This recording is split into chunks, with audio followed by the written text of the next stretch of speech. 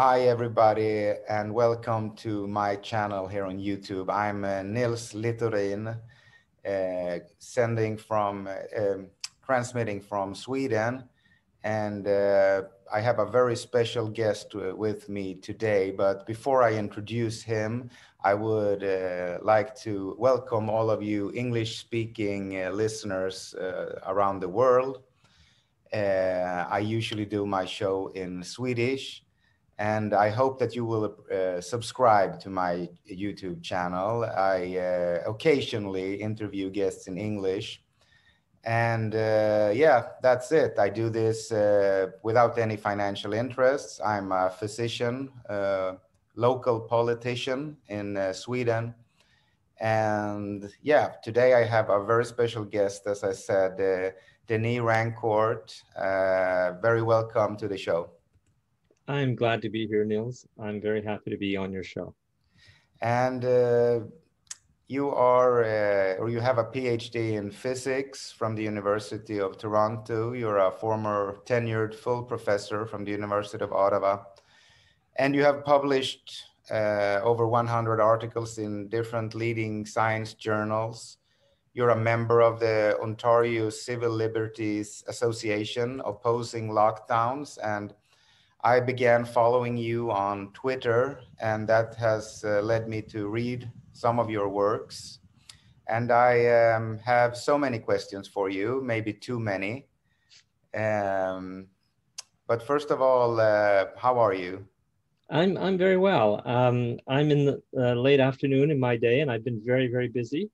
I'm involved in a big litigation, and I've been working on that. But I've cleared my mind, and I think I'm ready for you. And some of the questions I know must be that you're going to ask me, and others we'll see. Right. Yeah. Well, I mean, I want to talk about three things, I think. I want to talk about masks and your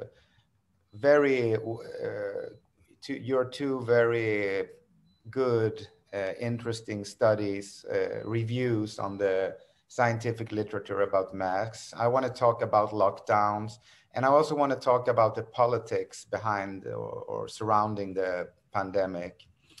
So I think I'll start there actually. We know now from the works of epidemiologists like John Ioannidis, one of the most cited, one of the most successful scientists in medicine of our time, that 99.95% of people under 70 years of age who are infected by coronavirus survive. And in the general population, there is more mortality, but it's I think 99.85% who survive, that have contracted the virus. So why, given this, why have the media, politicians, and many scientists sought to panic the populace about SARS-CoV-2 far beyond what is warranted given the evidence? Well, Niels, when you ask why, you're asking me to answer something. I'm not privileged. I'm not in the board meetings. I'm not at the World Health Organization. I'm not among the leaders of the Western world. So I don't know why, but it's clear from the evidence that this is a huge manipulation, that is globally coordinated, and that it's driven by upper level echelons of politics and of policy and so on. This is not the result of dedicated professionals making independent assessments and coming to the conclusion that there's a new pathogen on the planet and we have to warn the government about this. This is all the opposite. It was done top down. It was, all the deaths that happened in March, there was a huge rise in all-cause mortality just after the pandemic was announced, not before. And it's in direct response to the pandemic being announced and everyone wearing their COVID glasses and over-treating patients and isolating and harming elderly, fragile people and so on. The deaths from my studies on all-cause mortality at the regional and different scales of jurisdiction and so on, and as a function of time, I have concluded in two large articles that the deaths were primarily caused by the response to this thing, not by the virus itself. That the virus itself is in terms of the symptoms, in terms of its degree of virulence and so on, it is the same as, it falls within the spectrum of what a flu can be, influenza, okay? In terms of its mortality rate, all the symptoms. I mean, the media would want us to forget that there was even science before 2020. But if you look at the science of influenza, influenza does a lot of things, long-term, short-term. It can have large epidemics in care homes. This is all documented in the scientific literature. Influenza is not characterized by a single infection fatality ratio that's reported in someone's article. Influenza is a spectrum of phenomena in terms of how it attacks people and how it behaves. And we have been treated like all of that science just doesn't exist. And what we have to accept is the press releases coming from the governments about what's going on. Yeah. So there is a huge amount of nonsense being spewed out, I believe. But clearly this thing was a campaign. Now, so that's why people got excited. It's because it is top down, promoted. Your careers depend on it. How you're seen in the public depends on it, because the level of propaganda is gargantuan.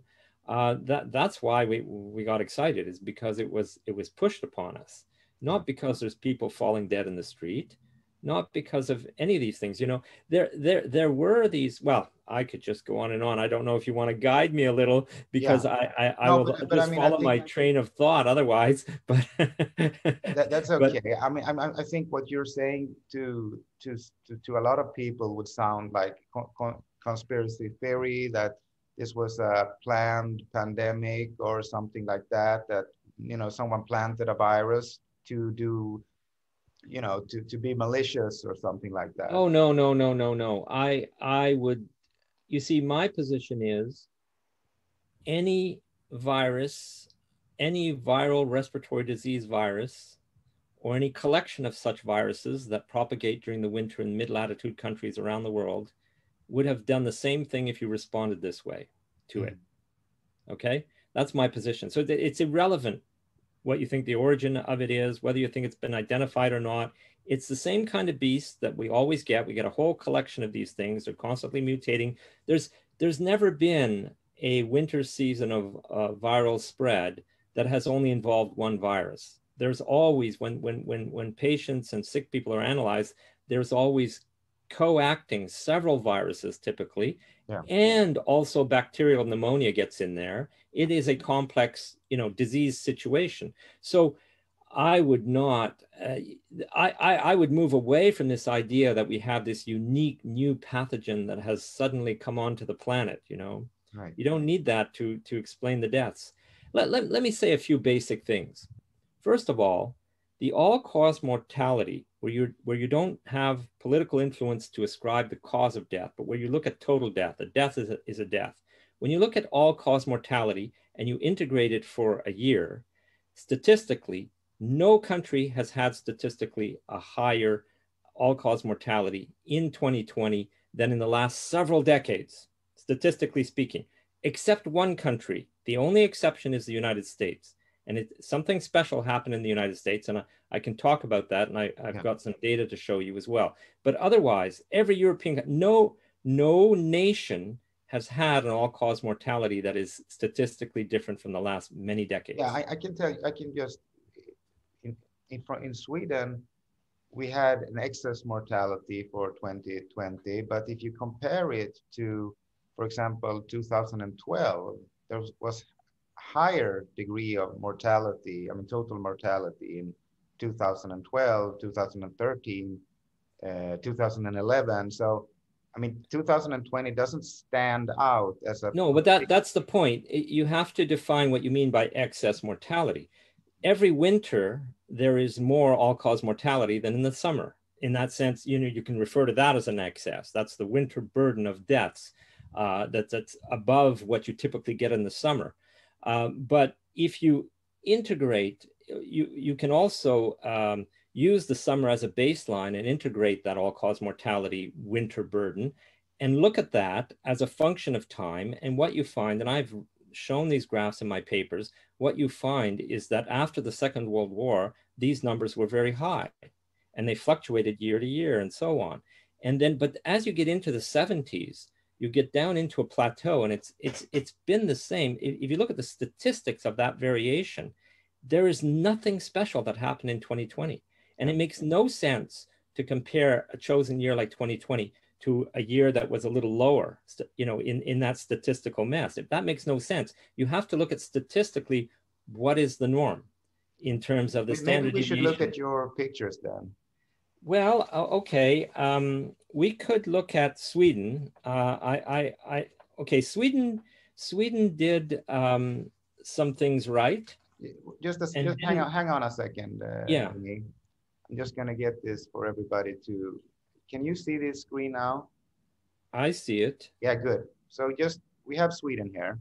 Yes, that's a scribbled diagram that I made using the latest data for Sweden. And so you see, you have from about 2015 to almost the present. And what you see is the March 11th, 2020 date, which is when the pandemic was announced. And immediately following that, you have this huge rise in all-cause mortality. Very sudden, very sharp. That happened in several jurisdictions in mid-latitude countries around the world. Okay, that rise is what I've been calling the COVID peak. It lasted about 2 months, and it was very sharp, and it came down.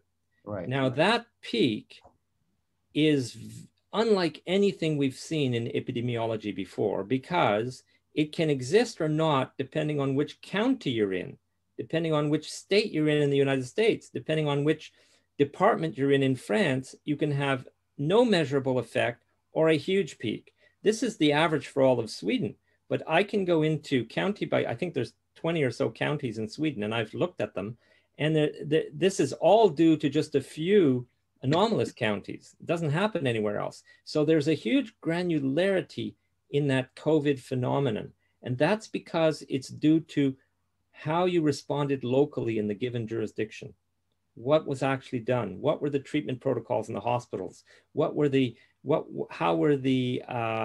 there big care homes in that jurisdiction, and were they locked down, and how are people treated? Mm-hmm. That matters more than anything else. Whereas all these other peaks in the all-cause mortality are virtually fingerprints. They're the same from country to country, county to county, state to state.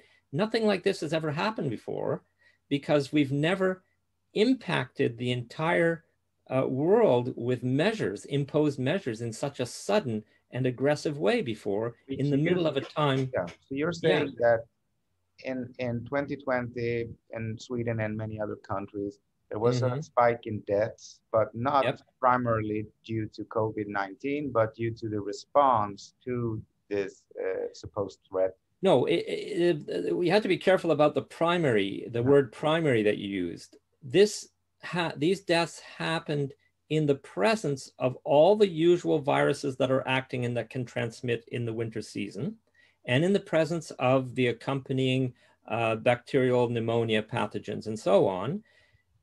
And in that presence that is always there, if you come in and aggressively treat people with inappropriate treatments, or if you come in and stress them enormously by changing their living environment, isolating them socially and so on, you will cause deaths. So that sudden and sharp peak is due to the response under circumstances where all of these pathogens are acting. So for example, in many jurisdictions, they wanted to prepare their hospitals, so they shipped people from the hospitals. Now, there's a high probability that anyone in critical care in a hospital is infected with a number of things, and they put them into care homes, and then they lock the care homes in. And we know that the built environment transmits viral respiratory diseases through aerosols, and that ventilation is an absolute key protection mechanism in the built environment. And there have been World Health Organization reports on this up the gazoo and so on. We know all this, but we didn't do it. We locked the doors, we closed the windows, we didn't let anyone get out. And this is the result of these kinds of actions. What are the hard evidence for your theory that this was, I mean, driven by a response in the context of other Yes. respiratory viruses. Okay, the hard evidence, if you want hard evidence, you would have to go in and examine every single death. And you would have to say, this person died, and I judge under the circumstances, with all the knowledge I have about this case, that they would not have died within these 2 months had you not done this and this and this. So hard evidence requires a thorough investigation. Right. The kind of evidence that I have is statistical evidence and evidence so I can explain. For example, I talked about this sharp COVID peak that happened just after March 11th. Right. I put red lines in that graph that you're looking at March 11th of every cycle year in there, and no sharp and high peak occurs like that just after that March 11th line, okay?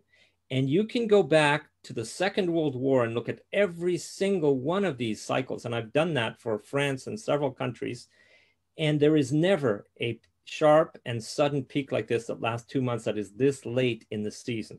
So first thing, it's a very unusual feature. All right, Couldn't that be due to that Corona,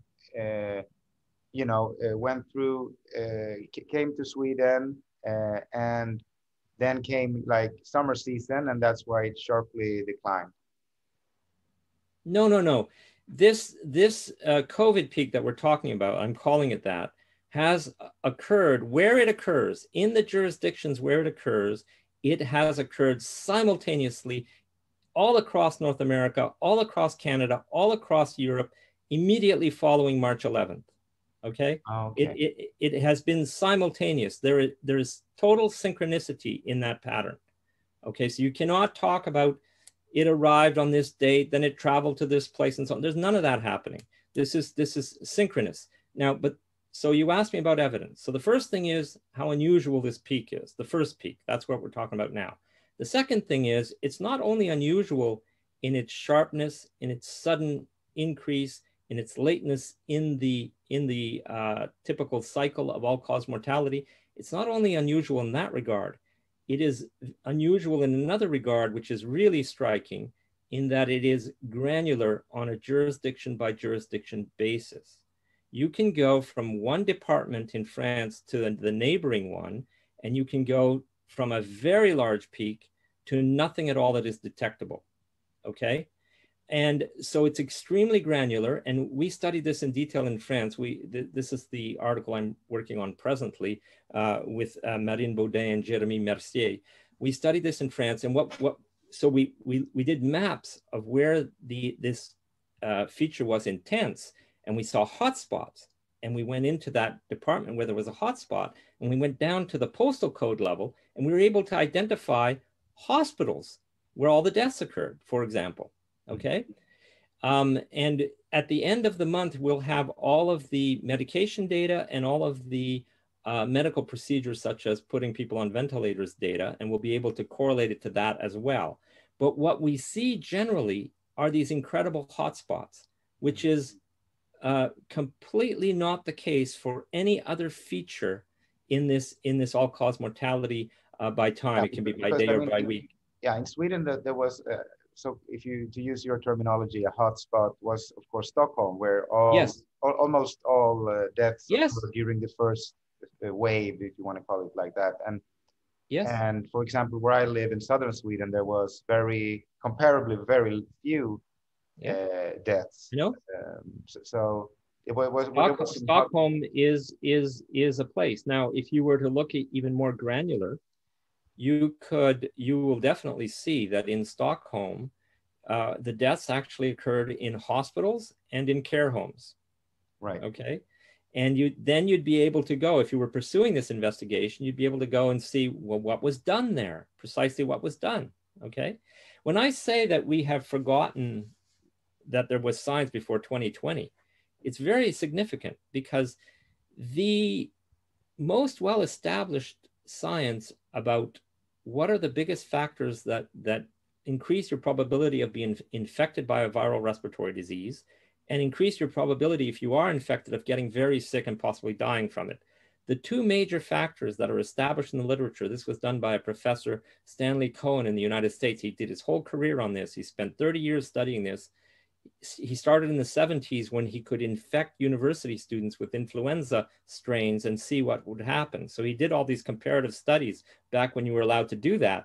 And he showed that with healthy young adults, university students, by far the biggest control features are two things: the amount of psychological stress that the individual is experiencing in their lives. That's number one. And number two is the degree to which the individual is socially isolated. And this is for young people. And Now imagine elderly people. The outcome was what? To be the outcome was, okay, the outcome was they were all infected artificially by laboratory, okay? And so the outcome was whether you would get sick and you had symptoms and how sick you got, okay? So whether you would actually develop the sickness and how sick you got were the outcomes. Right. And these were the control parameters. Now that's pretty important, especially when you know, since then we now know that elderly people are far more sensitive physiologically to stress than young people. This is a huge factor. It's not just anecdotal when you say that elderly people who lose contact let themselves die. They don't only let themselves die, they also will die more likely if you have these pathogens around. Right. So I think that this is the kind of thing that happened. And it's also very clear that there were inappropriate and aggressive medical treatments at the beginning in hospitals. So in France, in our study, we can actually see the peak, the surge in deaths actually occurs in hospitals before, some days before it occurs in care homes, for example. We can time it. Mm-hmm. So this COVID feature is not only unusual when you look at the full all-cause mortality curve for the nation, but it's unusual in terms of how granular it is. And that is a key, because I can do all the other winter burdens. About granularity, I mean, they say that, I mean, one theory about why Stockholm was hit hard was that they had a large portion of that county was traveling abroad and came home with the virus. And that's why they were transmitting it very, to large extent to anybody before they knew. Well, you can try to interpret and tell any story you want. I can tell you that in France, there was, for example, we know of a department where there was a large hospital in the countryside. Nobody was traveling, and that was a hotspot. Okay, so I don't believe that something happened in Stockholm that is very different from everywhere where there are hotspots around the world. Right. Okay. So now, but getting back to this granularity, I want to insist on how important this is, because I think we made a somewhat fundamental discovery in our paper that we're preparing now, which is the following. I can take the winter burden, the magnitude of the winter burden effect normalized by population for the jurisdiction. And I could look at the distribution of those numbers.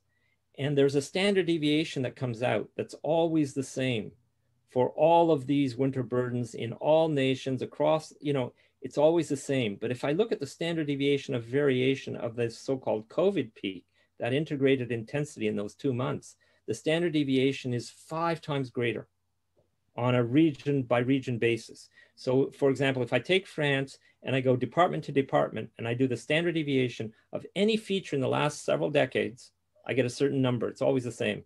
If I do that with the COVID peak, it's 5 times greater. There's way more variation geographically in that COVID peak than there ever happens from these phenomena that cause an excess of death in the winter. Okay, so that's the kind of evidence that I have now, coupled with these hotspots that we're identifying. We can find newspaper articles where they talk about what happened in this or that care home and this kind of thing, right? So we're reconstructing it based on that evidence, because we don't have the resources to send in a bunch of medical experts to tell us how people died and what were the circumstances. Yeah, I know for people who worked at that time in the emergency departments and ER, ICU, that kind of places. I mean, during the first wave, I mean, hospitals were not, mean, ordered to be emptied, but people wouldn't come in because they were so scared. So they would have Yes. their heart attack at home, and they wouldn't have. I mean, they were afraid to get the virus, to get infected in the hospital, basically. So there was a decrease of 40% of heart attacks admissions to in Stockholm, for example, during Yes. this period. I mean, is that the kind of thing Yes, that you're looking for? that fits exactly in what I mean by response. Okay. Yeah. So And in we France, for example, we didn't have a lockdown, but we had this, I mean, this fear yeah, in the population, especially among, I think, the elderly and the. yes. So a lot of the people in this COVID peak died in hospital. A lot of people died in care homes, and a lot of people died in their homes because they shut themselves in. They were afraid to go out. They were afraid to go to the hospital, as you say. This is we can document this in France, and not only that. In France, they told them to take a particular medication, and it was freely available in pharmacies. So there's a pot, and there was a surge in the use of that medication. So there's a possibility that this was not a subtle medication. I forget the name of it now, but there's a possibility of that didn't help as well. Okay, so people did isolate themselves. A lot of people did die in their homes in that COVID peak. We're talking elderly, fragile people. So as I said, social isolation, stress. Those are two major factors. It can happen in your home, it can happen in a care home, and so on. Let's move on to another picture here. Okay, Yeah. but no, wait. Before we Sorry.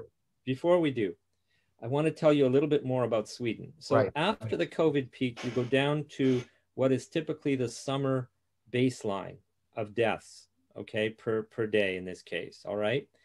And so Sweden did well compared to some other jurisdictions because you actually have a trough there. You actually go down to what you would expect. I drew a blue, almost horizontal, slightly negative slope there to show the position of that trough, okay? That is where the absence of lockdowns in Sweden helped Sweden, is that you're able to go back down to that level, okay? Then it shot up again very early this time in the cycle. And that everywhere where there's an anomaly of the so-called second wave, it shoots up at the same time that I've indicated there by that gray line. And if you look at where that is in the cycle, I've reproduced the gray line in several places, you'll notice that you never get a sharp rise like that is so sudden and so intense. And you can go down many decades, you'll never see it. So that second wave is also unusual. And I believe it's also a convolution of the fact that you now are transmitting these viruses because it's the winter season and the measures that you're applying. You're still suffering from those measures. In other words, you're still insisting that we must protect our elderly. You're locking them in, you're isolating them, and so on. And so that's what I think is happening there. So I don't think Sweden was any better in terms of treating its elderly than any other Western jurisdiction. But at least you got back down to the summer trough there because you didn't have a lockdown on the entire population. So you didn't have the devastation, the economic devastation that you see in the United States, for example, okay? And in Canada also. In Canada, we are clearly above the summer baseline at that period. And we can see that all the deaths in that anomalous increase above the summer baseline are young men. Young men are the ones that are targeted. So it's not the elderly. So that the excess in the summer is from young men in Canada. I don't see an excess in Sweden, which is good. But in the United States, it is absolutely anomalous. It's spectacular. There's nothing like this has ever been seen before in the history of epidemiology. Do you want to show my graph for the United States? Yeah, there it is. This is now all-cause mortality by week for the USA. And you can see that between 2020 and 2021, you'd never go back down to the summer baseline. There was no summer in terms of deaths. Which one is the summer baseline here? Is this the lowest blue line or the middle? Yes, the lowest blue line would be the summer baseline. So that's the typical value of the deaths per week that you would get in midsummer.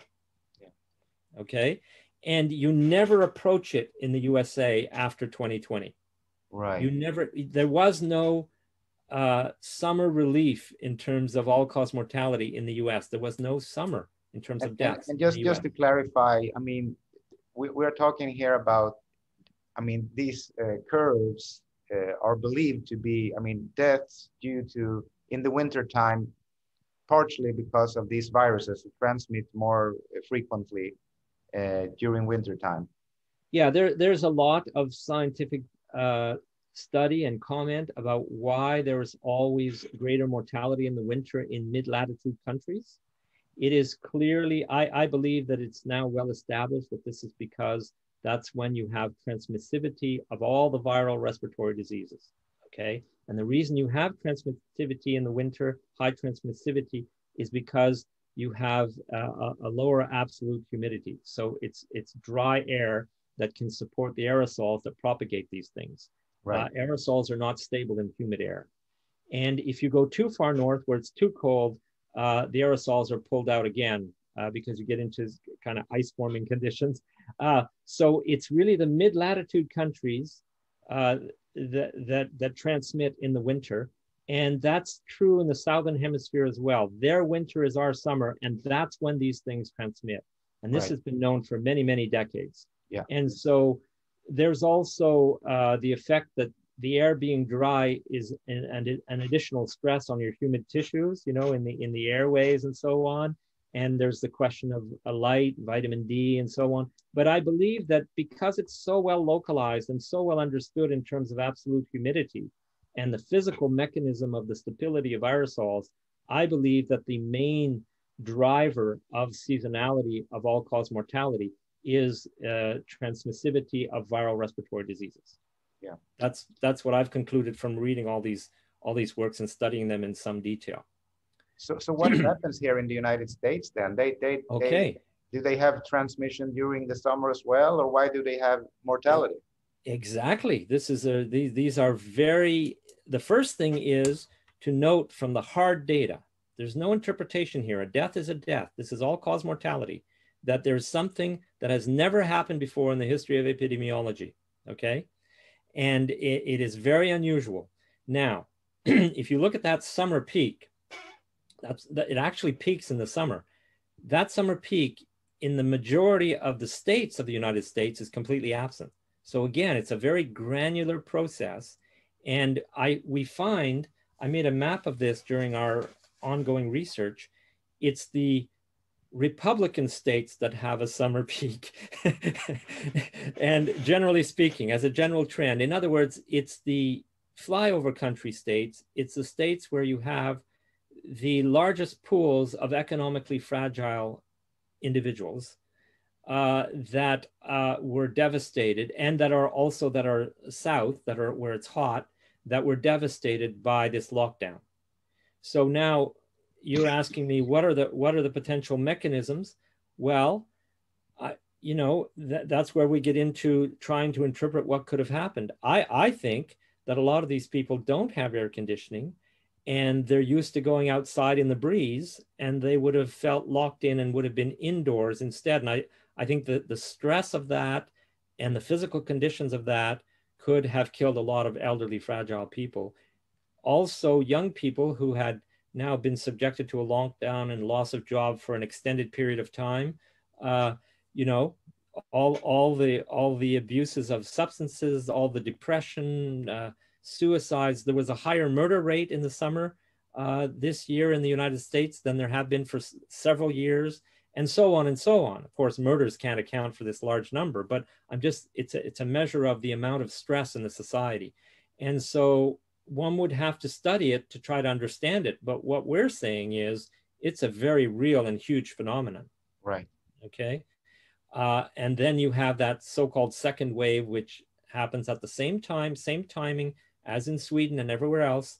But in the United States, there's no trough between the two, which is the only country, the only nation on the planet that did not have a summer trough that came back down to what the summer values were. In Canada, amazing. It was a little higher, but just a little higher, measurably and statistically valid. But the US is really exceptional. Look at the magnitude of the deaths per week in the summer, what we're calling the summer peak here. I drew a line that shows the trend line. it's actually higher than the peak winter values of deaths per week for most of the years before. Okay, that's how nasty this was. Right. So there is something. You mentioned that there was young, I mean, that were young males were targeted. Could you elaborate? In Canada. In Canada, the statistics exist, and I can say that with certainty. In the US, we're still trying to sort out the main mechanisms that would have caused this summer anomaly. Just thinking as a physicist, I can say, well, if you lock people in air-conditioned places, the built environment is massive in the southern United States, and it's all air-conditioned. An air-conditioned environment is extremely dry air. Yeah. So you would have locked people into a place where aerosols stay in suspension in the built environment for a long time. That's another mechanism. I tend to think it's more the people who are not in air-conditioned places. One of the things that helps us understand how big the measures can impact things is the following thing. In France, for example, I don't have the curve here in front of me, and I didn't send it to you, but you can spot, and in Sweden as well. Actually, if we go back, let's go back to Swedish data. Yeah. Go back to the Swedish data. I want to show you something that's fascinating. See, in the Swedish data, I've outlined a small peak that I call the heat wave. You see? Yes, in between 2018, 2019, in the summer of 2018, there was a heat wave. Okay. That is well documented. It's been studied in a couple of scientific articles. There were hundreds of deaths more than there would be as a result of a well-documented heat wave. Okay? Mm-hmm. And this is in midsummer, obviously. So this shows that something that has nothing to do with a pathogen, but that is a change of conditions that imposes stress on a fragile population, can cause an enormous amount of deaths in a short time. Okay, I think that's what the heat wave phenomenon shows. And these heat waves, there was a really dramatic one, I believe it was 2003 in France, it killed something like 10,000 people in France. That's another illustration of that. You look at this data and all of a sudden you get this sharp peak. And so these heat waves are also granular. They tend to be, city-based and so on.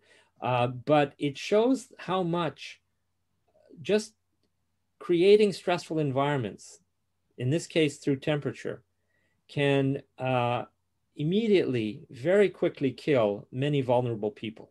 Right.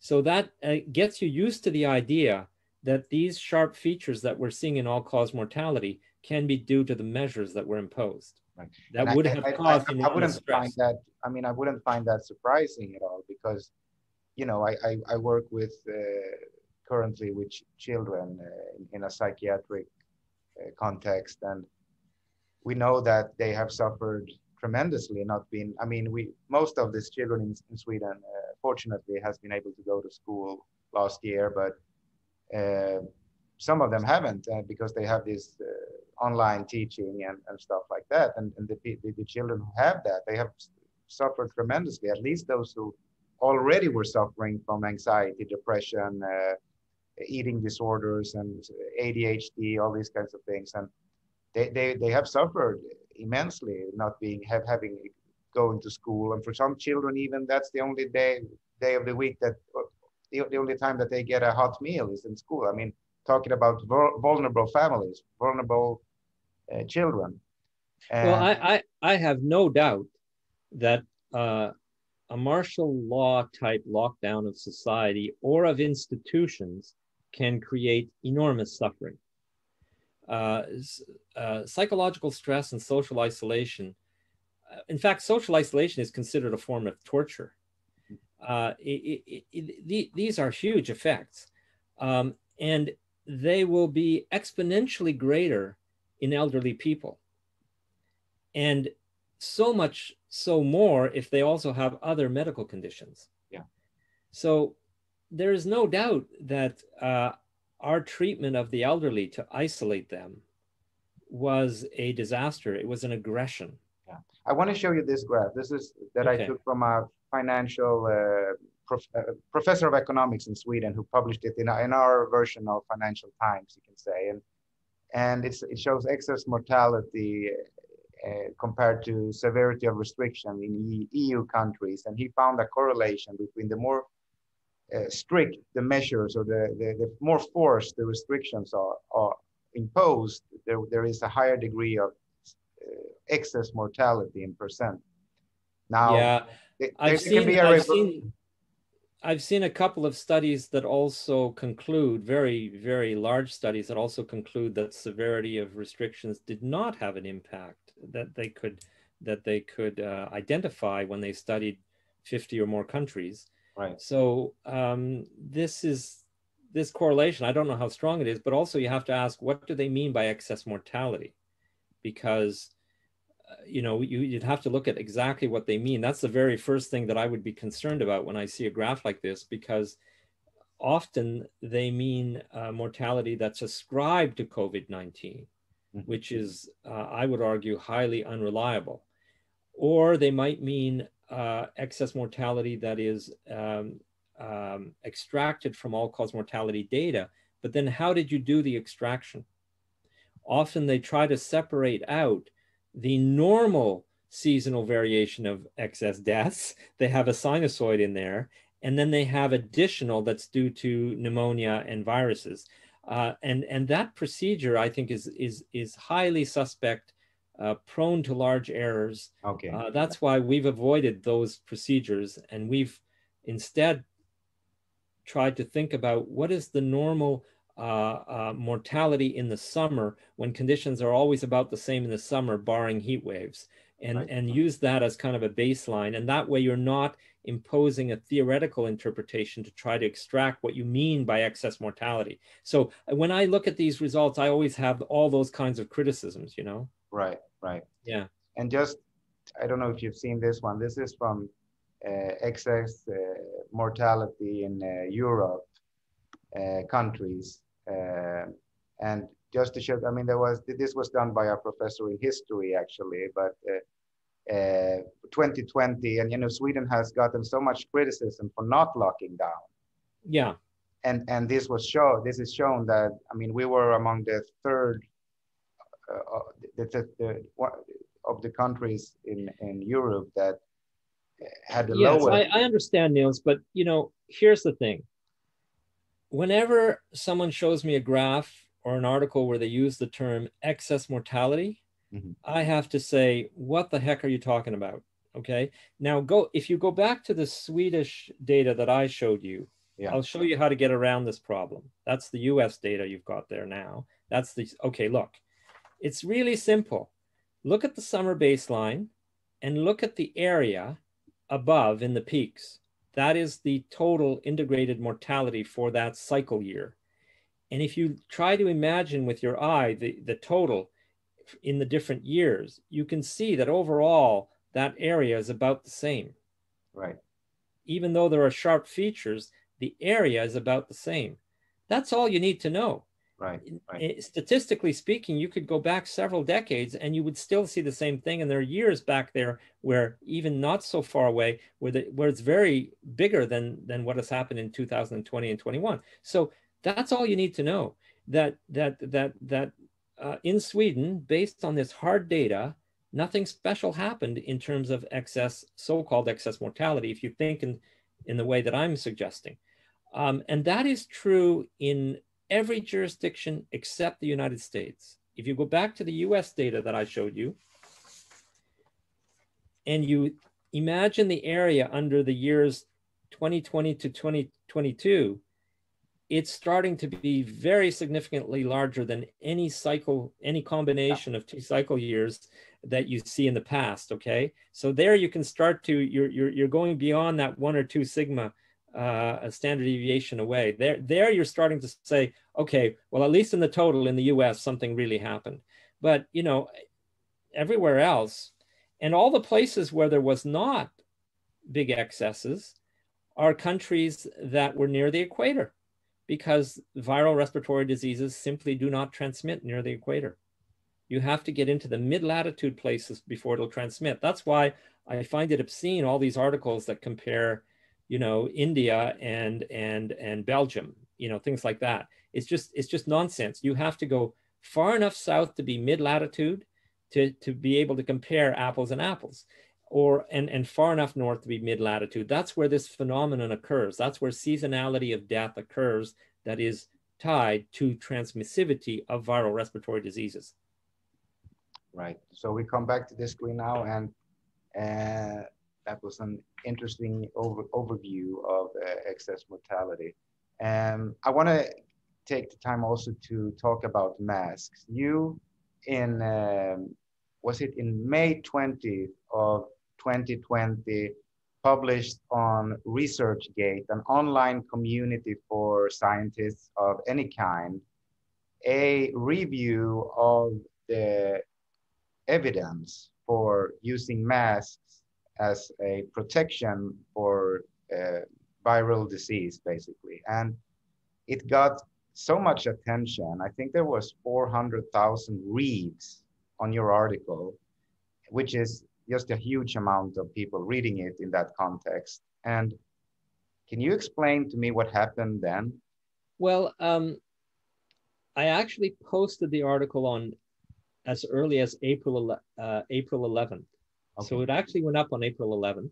And it was a very straightforward article where I reviewed many randomized controlled trial results and also meta-analyses of those results, and just quoted the authors and what they said about it, and pointed out that there are no randomized controlled trials with verified outcome that show a statistically significant advantage to wearing a mask in terms of reducing transmissivity, in terms of you getting it or getting it from other people that are wearing masks. No, they couldn't see any effect when they did a proper unbiased randomized controlled trial. And there have now been 14, possibly 15 now, high quality, large randomized controlled trials. And none of them find any statistically meaningful advantage to wearing a mask. So I was reporting that and explaining to the reader that this is all that matters, because this is a situation where bias is going to be very high, because the magnitude of the effect is small compared to the susceptibility from one individual to another of being infected. The natural variation in the susceptibility of individuals to infection is much higher than the small systematic effect of wearing a mask. So that makes it very difficult to detect.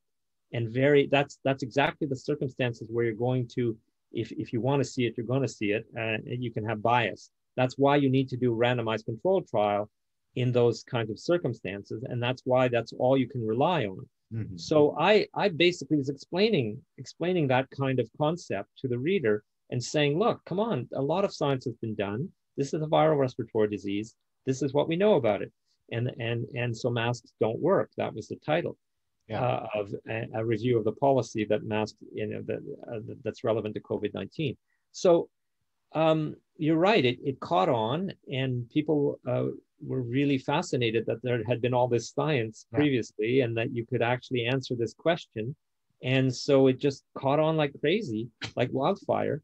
And ResearchGate decided to deplatform it when it was up at 400,000 reads on ResearchGate, which is, as you said, quite something. And so I wrote to the CEOs of ResearchGate, and I said, they actually took it down. They censored it. They deplatformed it. They took it down. They removed it, and they wrote me a short note saying, we removed this because it's not science. And so I wrote to the CEOs and I said, what do you mean it's not science? Are you saying that you cannot write a scientific article that is controversial? That, what exactly are you saying? And they wrote back and they said, no, that's not what we meant.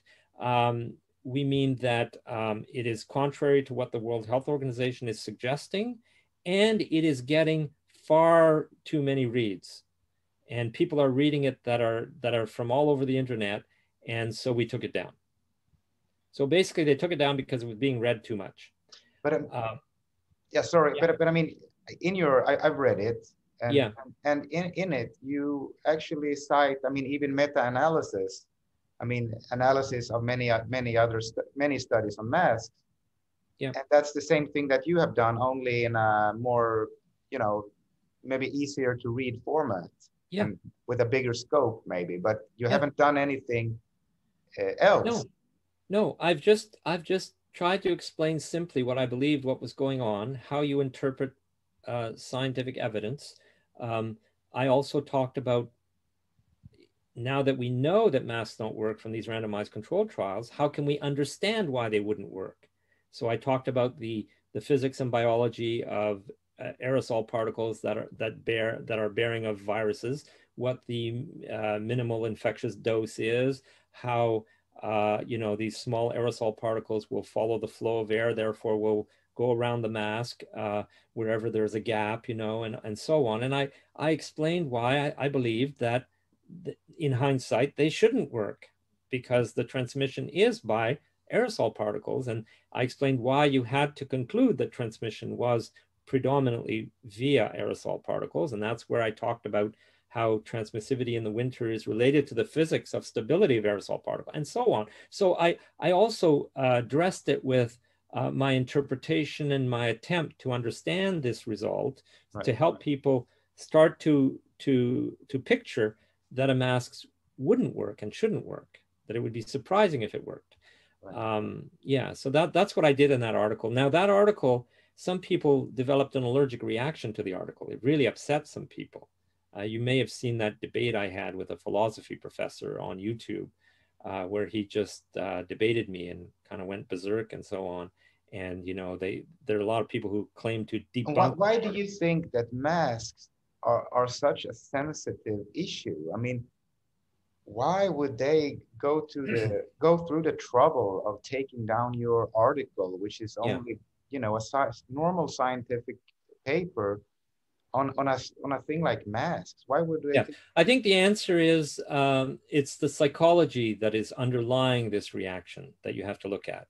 If a person is afraid, agrees that there's a danger, and agrees to wear a mask, they have personally invested in that belief, even to the point of hampering their own breathing. And they've been wearing it for weeks or months, okay? And you're going to tell them that that was a silly thing to do, and they are going to reject that idea because it would mean that they have been completely silly, and that because now they've invested in this, you see.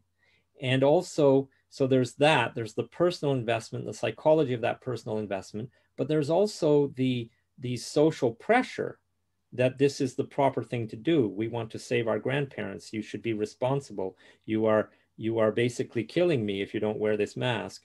So and so then there's you want to show that you're a good person. You want to show, and here's this crazy man who is saying that the masks themselves have no utility whatsoever. And so, of course, that threatens all of society and all of how we imagine how people should behave to help each other and be kind to each other and all that kind of stuff. So that I think is the social psychological phenomenon of why people got so angry with my paper. Yeah. You asked me, so I told you my idea about that. Yeah. I mean, we never had a mask mandate in Sweden. Now in this spring, there has been more restrictions and more fear mongering in the media, and the public health authorities have come under enormous pressure to do, whatever. And so they have some recommendations now that you should wear it, for example, in Stockholm during rush hour in the subway. But still, I think only 20% or something like that actually do that. But of course, they good for you. Yeah. I admire Sweden for those kinds of reasons, among other things. But I wrote two other papers about masks. In a second paper, I wrote a big study explaining how governments were lying to us about masks, that they were actually using weasel words and trying to pretend that there was accumulating science that now showed that masks worked. Right. So I took apart all those political statements and showed that what they were based on, what they were relying on, and how completely incorrect it was. So I wrote an article about the lies, damn lies, and so on that governments tell us about masks. And then the most recent article I wrote about masks was a review of all of this very serious studies that talk about the harms due to wearing masks. And that is also has been read almost 100,000 times now on ResearchGate, and they haven't taken it down. So that is, I did a thorough review up to February of all the studies that's either convincingly talked about the great potential for a mechanism of harm or actually demonstrated a real harm that was due to masks. And that includes everything from young infants that cannot see the faces of the adults that they first interact with and in the period when they're learning languages later on and so on, all the way up to the case of the elastics will deform your ears permanently if you're a child, and how that is. And there's a plastic surgeon that explains that.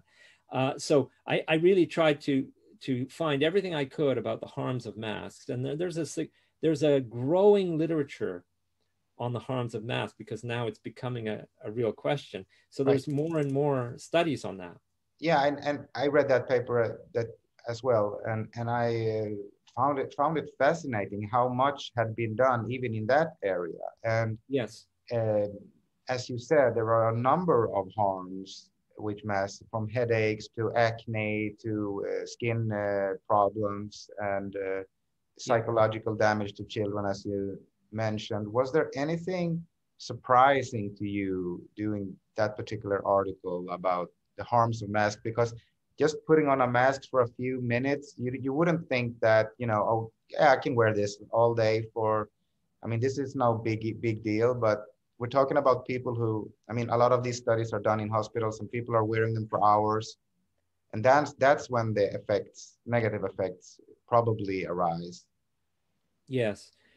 Well, the thing I discovered in doing the research for that article, which most surprised me because I didn't know it, I didn't know that area of science, is when I discovered the entire field of psychology that tries to explain how we get meaning in our lives.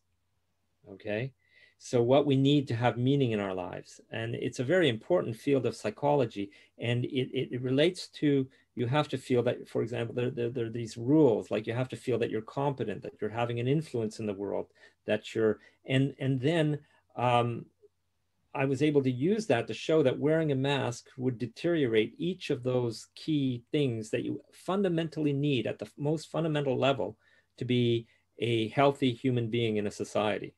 Right. So discovering that body of work was a revelation for me. Yeah. Right. Yeah. And we have maybe not too much time more, and I have already taken too much of yours, I think. But I would like to also hear you comment on, I mean, the politics. I mean, accompanying the pandemic. I mean, you can only look at, for example, the United States now. There are so many states now opening up, and U.S. President Biden goes out and say, you should not do this. It's harmful. Please put on your masks again. Go with the lockdown. So he's a Democrat, and a lot of the states that open up are Republican. So it's clearly political, I mean, the responses to the pandemic, and not scientifically based. But well, it's yeah, more divided and political in the sense that you mean in the United States than most other countries, right, because the United States has a tradition of strong independent thought. There are different streams. There's the Republicans and Democrats really have opposing ideas about how society should be organized, and therefore you can see that those divisions in the United States, which you won't see in France, you won't see in most other European countries, and so on. So the politics in that sense are more easy to see in the United States. But your question leads me to answer in a different way. And I don't know if you've been reading or seeing my recent interviews about this, but I'm going to shock you and maybe your listeners by saying that I believe that the major driving force behind all of this is geopolitics.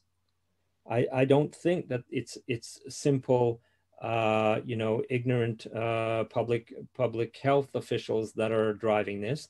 I think that it's clearly has to be understood and tied into geopolitically what is happening in the world. And geopolitically, what is happening in the world right now is that the U.S. is fighting its decline by attacking China, by trying to isolate it in terms of its commerce, its trade, its access to resources. And that fight is a very serious one. And it is a huge reorganization of the supply routes, of the manufacturing centers in the world. We are in the midst of an economic war that is very significant, and that includes a naval almost blockade of China. There's naval presence around China. And this is the most significant geopolitical event since 1991, when the Soviet Union disintegrated. Okay, so this is happening right now, and I believe that the vaccines, the intent with the vaccines is to have vaccine borders, to cut trade and possibility of travel even more. Also, it's a way of controlling Western populations, because Western populations can organize politically and could resist a new amplified Cold War, if you like. Okay, there could be some resistance to war, as there often is. There's a peace movement and so on.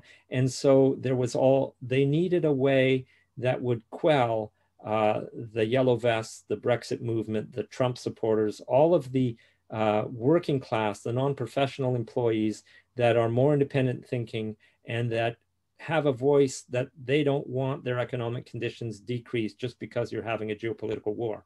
Okay. Right. And so I believe that you have to think of it in those terms, that that COVID was used as a cover to manipulate the US election and get rid of Trump. I think there's little doubt, there can be little doubt of that. And it's used as a very severe way of controlling populations. The Gilets jaunes movement was killed overnight. There's just no more people going out, and so on. So it's a way of also a justification for more surveillance, including contact tracing, which means knowing where everybody is and everyone they interacted with and who they came in proximity with. And that's exactly what you need if you want to prevent political movements from arising that would challenge your idea that you want to have a mega Cold War that will even crash large parts of the world economy, right? Right. So I believe that you have to think of it in those broad terms. And I have talked about this in many interviews, specifically about this, and studied it. Yeah. So it's more political than maybe your question intended. No, but I wanted to get into this because I think it's important.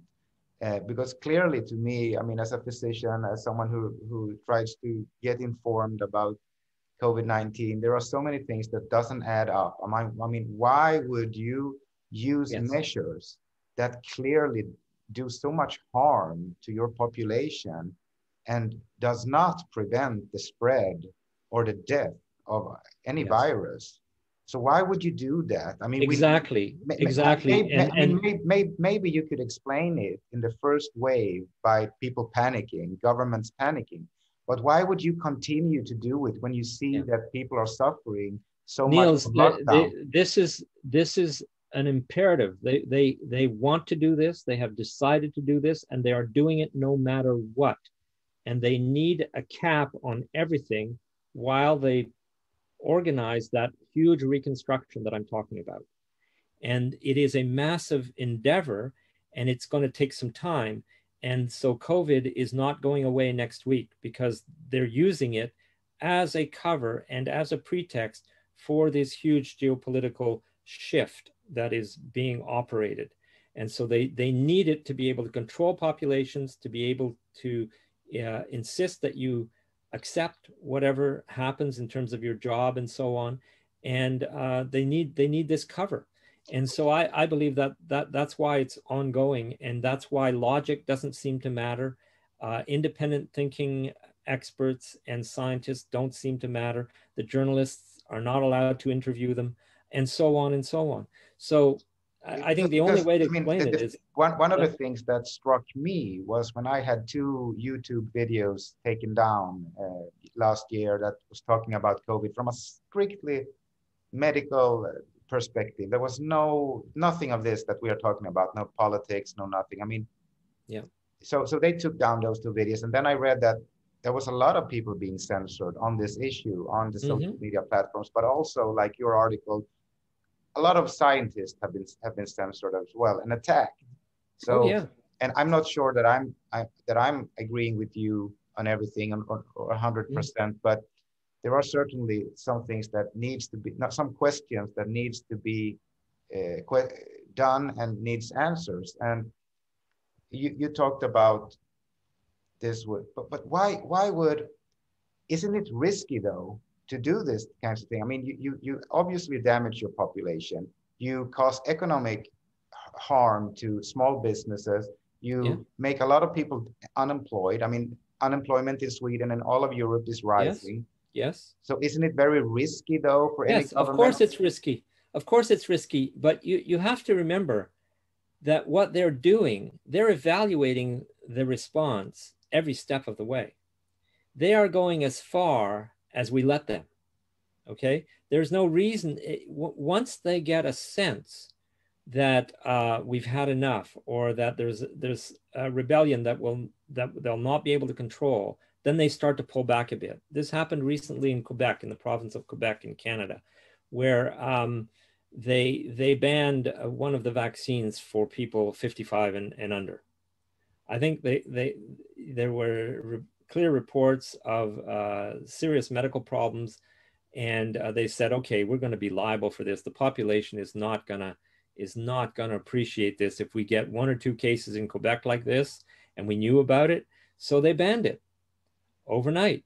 So they have a sense that everyone's evaluating the degree of tension that people will put up with.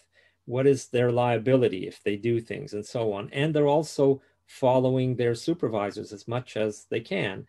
So it's a continuous evaluation, and it's a game in a sense. It's a geopolitical game, and they control the media throughout, and they control the message. So you don't necessarily get a true sense as someone who watches the media of what's really going on and what people really feel like and think like. But of course, it's a risk. But it's a risk to have a geopolitical Cold War with China. That in itself is a huge risk, because you are basically saying, I'm willing, as the US empire, you are basically saying, I'm willing to take a risk, I'm willing to suffer some damage, but I'm going to hurt you irreparably. I'm going to slow down your development enough that it's worth it to me to do that. So you mean that the gain for the U.S. empire and its allies would be to slow down the economy of China by imposing lockdowns, or am I? Absolutely, absolutely. It's all about um, in geopolitics. It's all about the empire keeping complete control. And so when there is a challenger, you must crush the challenger. And this is, if you study the history of empires and the history of geopolitics, this is over and over again, this is the battle. And if you overstretch and you go into wars and you're damaged, like the British Empire lost its preeminence in the world. That was the last empire, for a series of reasons that can be studied. And so empires always do this. A challenger cannot be tolerated, a real challenger. So you can see that there's a real challenge by the response. You can see that China and its ties with Eurasia and the Silk Road's economic projects and everything is enough of a threat that now the US feels that it has to, really crush it somehow. And when it tries these methods of crushing it, it evaluates as it goes along. It hopes that, the population will suffer enough that they'll turn against their government, and they monitor that, and so on. So it's a game of dare, or of chicken, if you like, but they have a plan, definitely. The pressures are enormous. The sanctions against Russia and China are enormous, But it right? also, but I mean, it started in China, in Wuhan. So why would they? I mean, What does that mean? What does that mean? I mean, look, there is a there is a Chinese system that has sovereignty. That cannot be denied. There is also interactions between the West and China.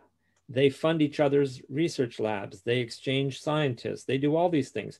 That is part of how the US traditionally corrupts uh, foreign nations that have sovereignty. They do it by capital investment. They do it by creating a rich class. They do it by contaminating the professional employees, exchange of education, and so on. They give them a taste of the fame they could have, and so on. So there are always these. There are always this. It's not a closed system. There's always these ties.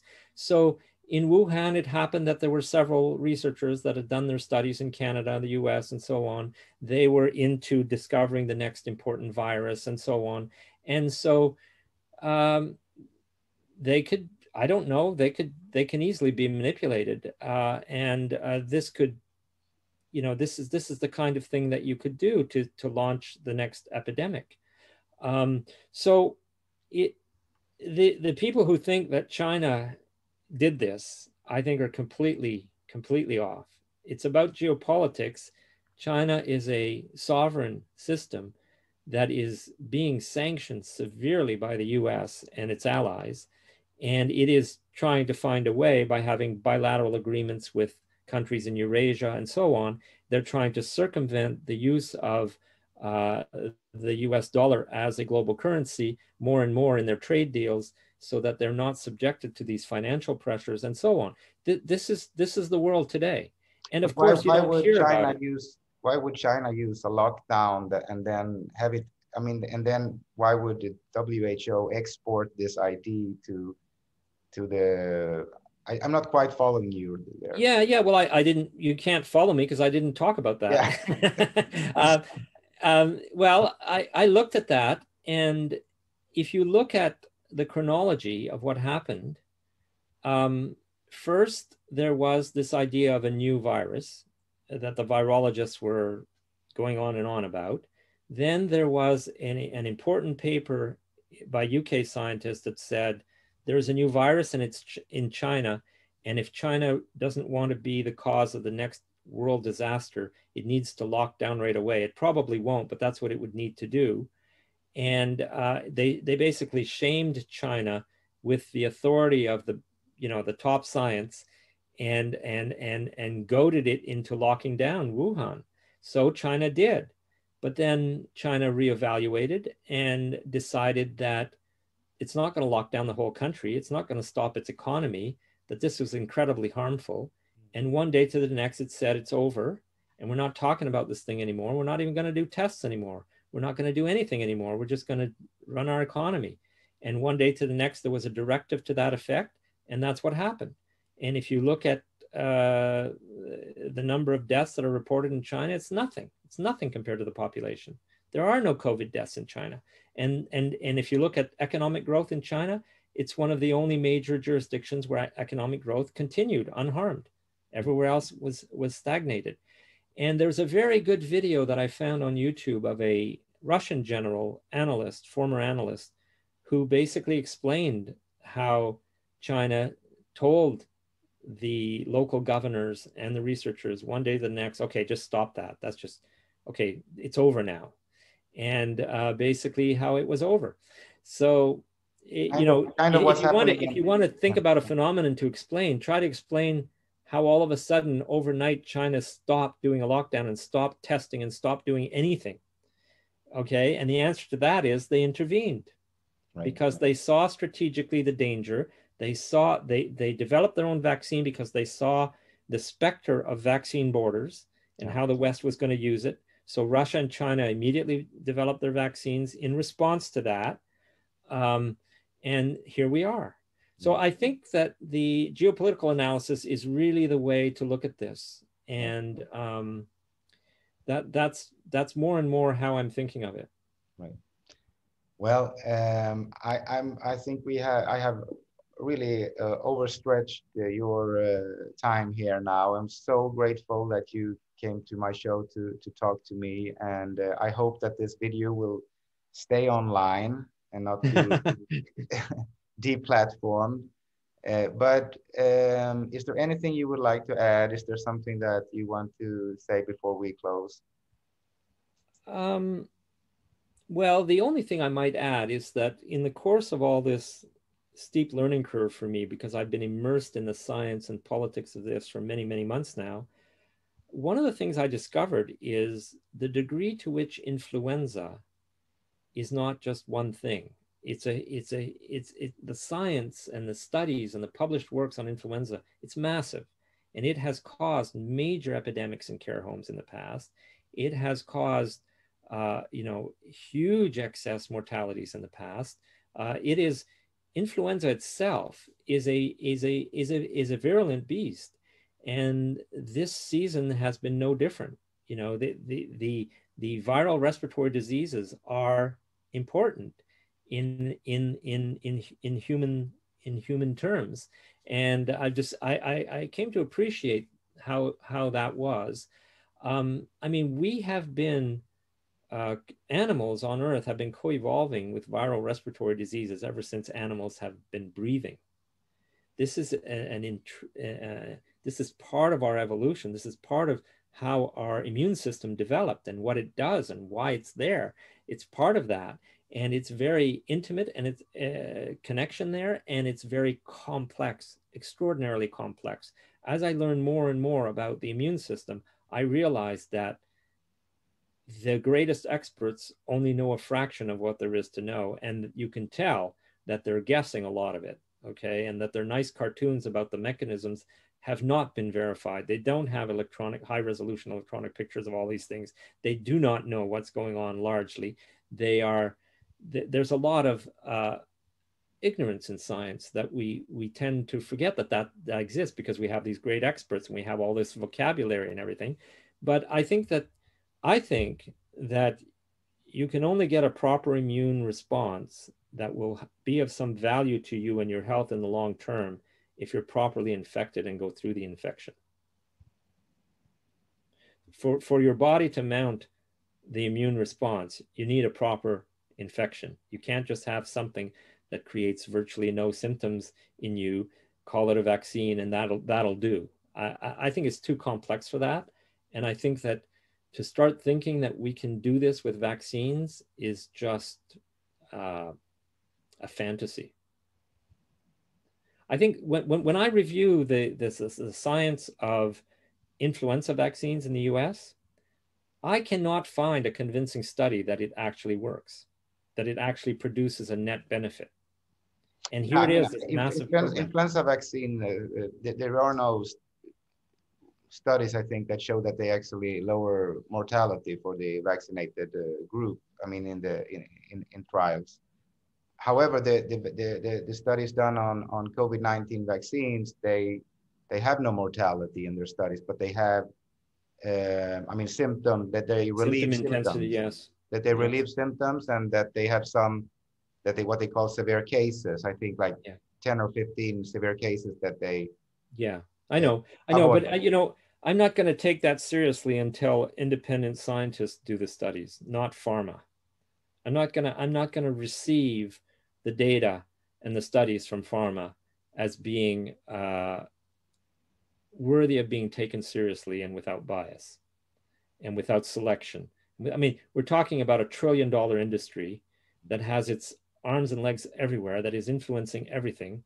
I'm not going to start receiving their press releases and taking that to be science. Right. Okay. And nor am I going to accept their reports to the government agencies and take those reports as being valid reports. There's just no way I'm ever going to do that. I think there are a lot of people that are looking forward to getting the raw data. I mean, the full trial data whenever they choose to disclose that. Anyway, maybe I went too far there. No, but I think we just we don't have time to go through all the details of the vaccine. No. Thank you very much for having me, Nils. That was very enjoyable. Thank you very much. Yeah, and thank you too, and thank you all of you who are watching. And please subscribe to my channel. Bye.